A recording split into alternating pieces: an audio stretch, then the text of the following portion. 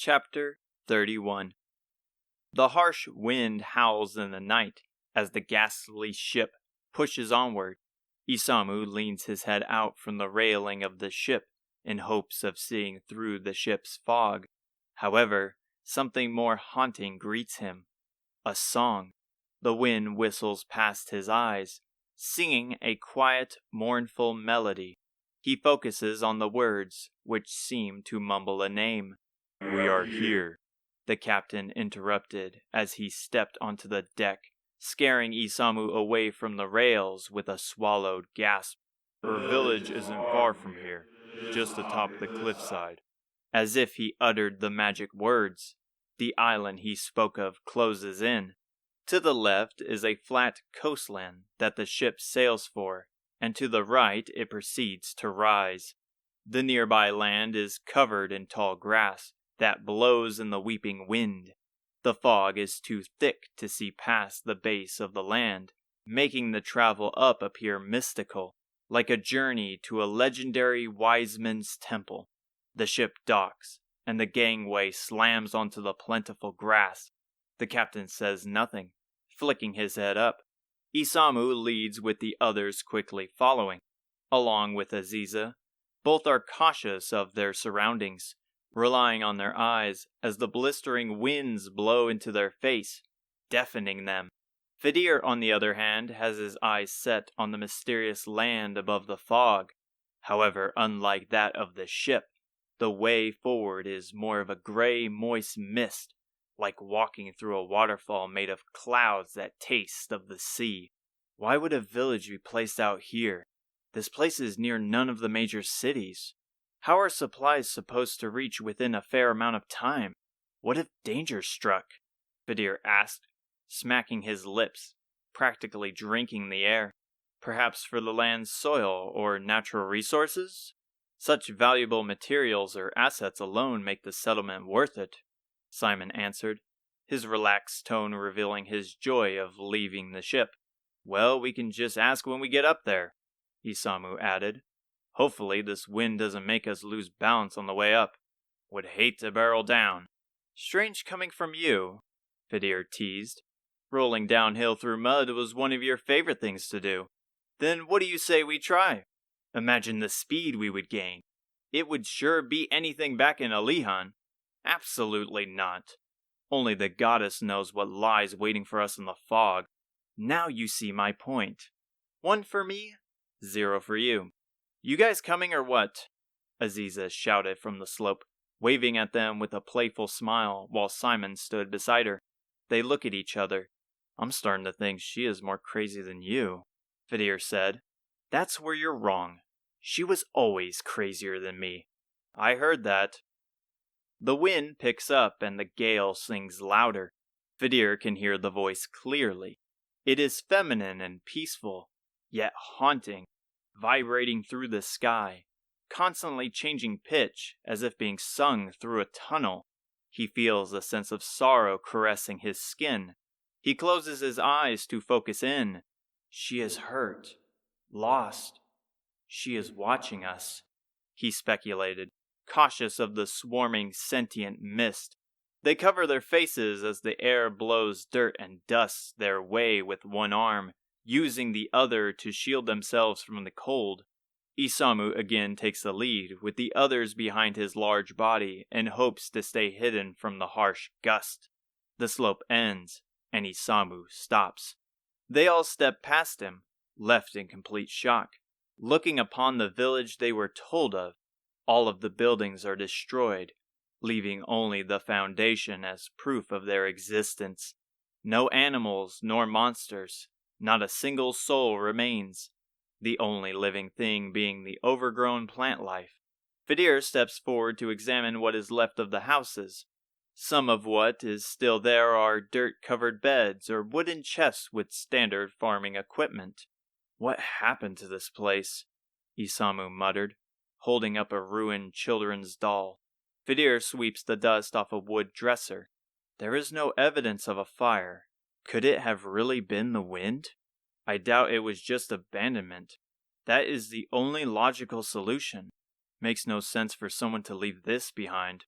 Simon suggested as he lifted a hefty coin purse. Isamu finds an illegible tome and brings it to his face.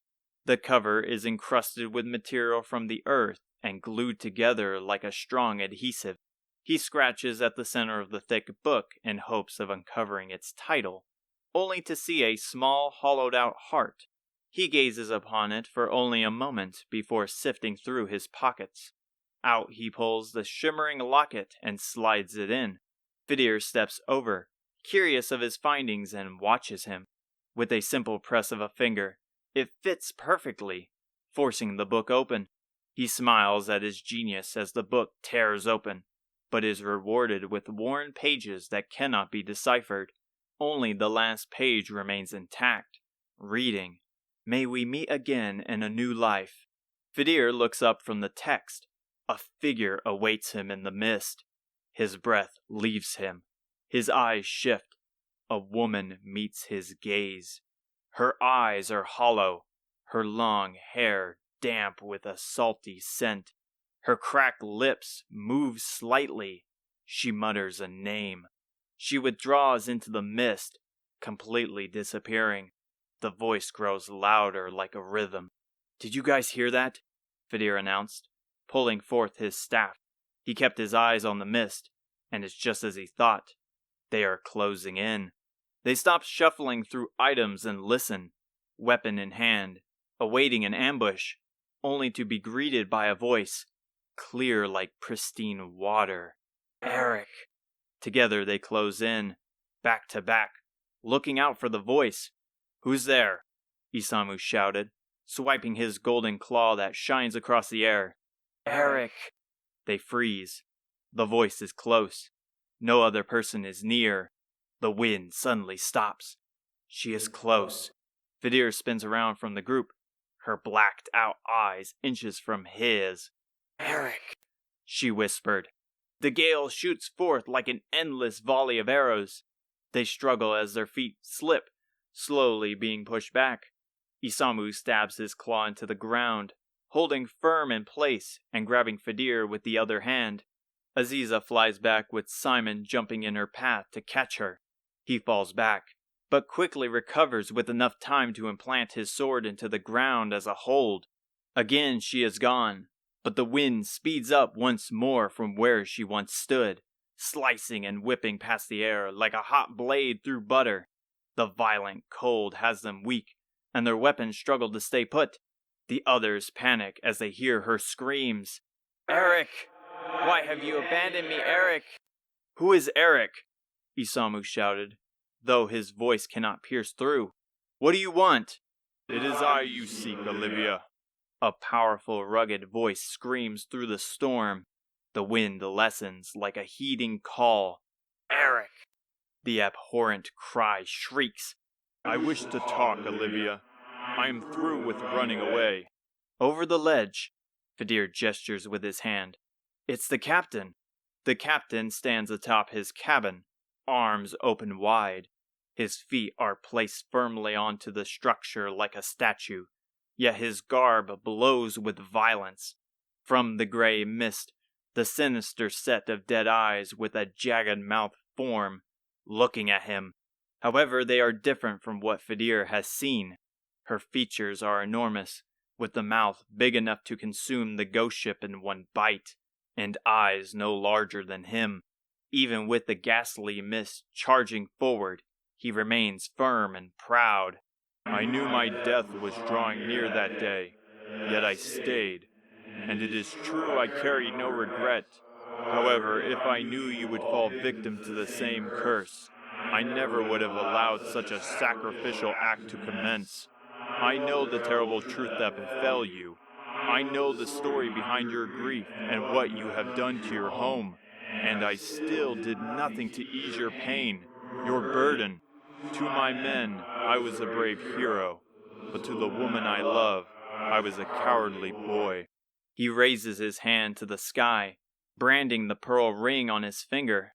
"Olivia, I never forgot our bond, and I know it will never atone for my mistakes, but I have always remembered and loved you. All I will ask is for your forgiveness towards this fool." Eric, the voice whimpers. Its eyes soften. The wind comes to a stop. Her sorrowful eyes fade, and the mist disappears like magic. A blinding light sparks in the sky like a firework. The calming dawn lifts from the dark night.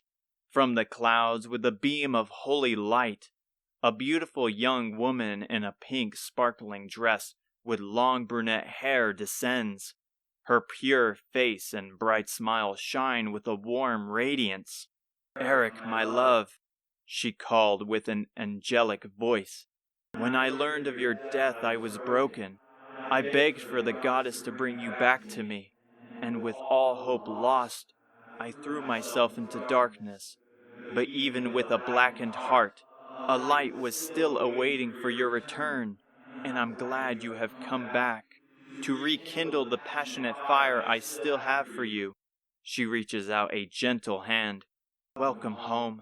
He reaches his hand out, and the bones of his fingers shine with clean skin. He ascends to her, his face glowing with life, his hair glowing with a deep auburn, his sparkling hazel eyes born with a passionate soul.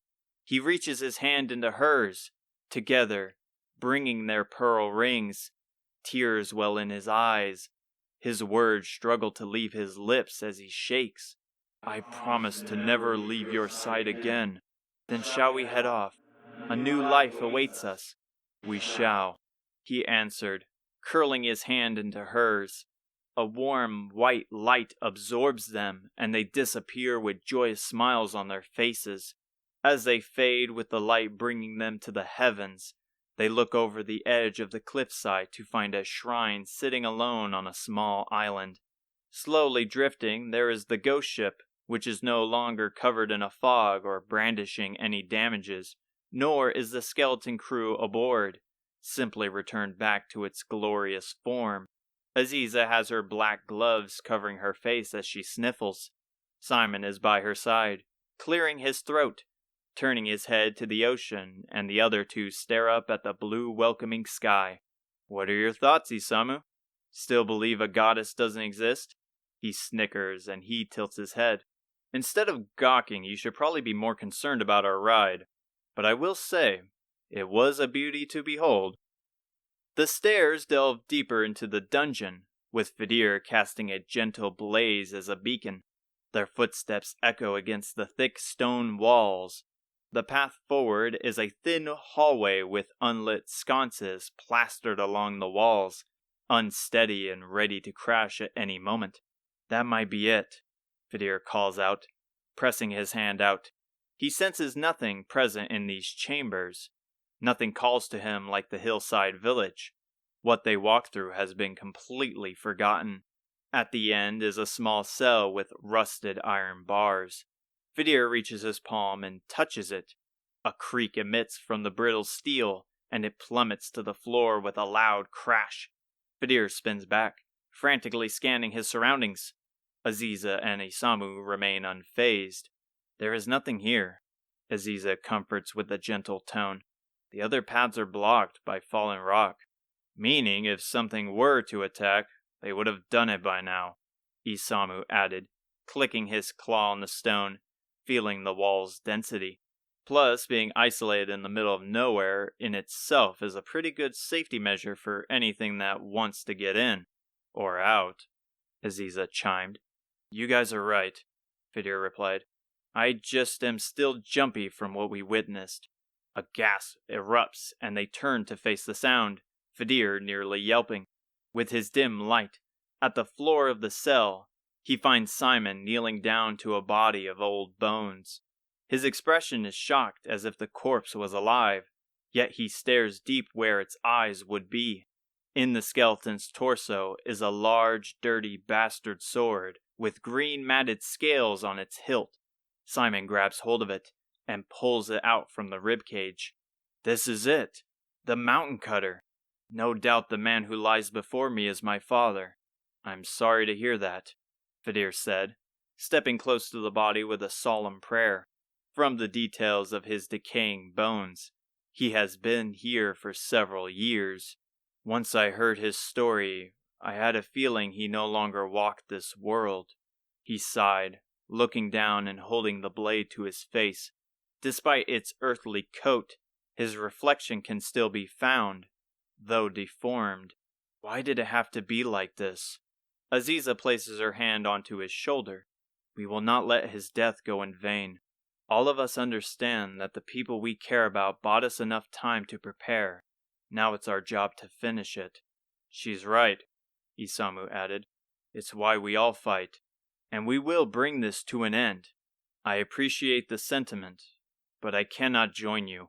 You can't be serious. You are going to quit? After all we went through?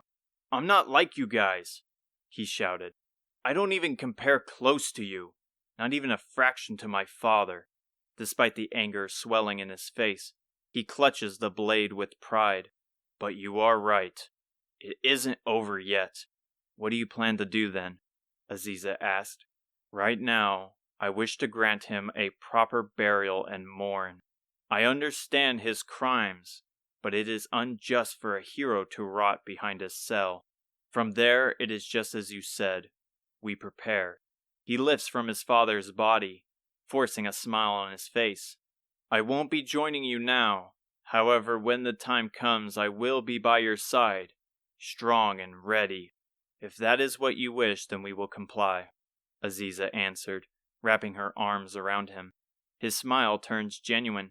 You may not think it, but you are a friend now, Simon. Nothing at this point will change that. Well, you heard her. Once Aziza adds someone to our party, you're kinda stuck with us. He looks to Isamu as he smirks, with Fedir walking over to his side with an agreeing smile. Aziza lets go, stepping back, and he wipes his face. Thank you. I don't think I could have made it here without your help. See you around, Simon, Isamu said. And next time we will make sure to have Hotaru with us. Though I think I already know who you have your sights on, Isamu jests, waving him off. Seems Isamu's starting to like the guy too. Feels like it took forever before he revealed his teasing sense of humor to me, Fedir pondered, remembering much of their early interactions. Much being too formal and only small talk, almost like talking to a brick wall. Isamu softly chuckles as they step further into the darkness, leaving Simon behind. The farewell was pleasant, but deep in the darkness, Fedir can hear the soft sobs of a new friend. We will be waiting for you, Simon. You're stronger than you think, and I feel this is only the beginning. Quickly they reach the stairs and peek out into the light. The ship greets them at the shrine's entrance. However, a familiar person in a red dress stands in front of the gangway. Isamu blurts, startling the others. Grandma?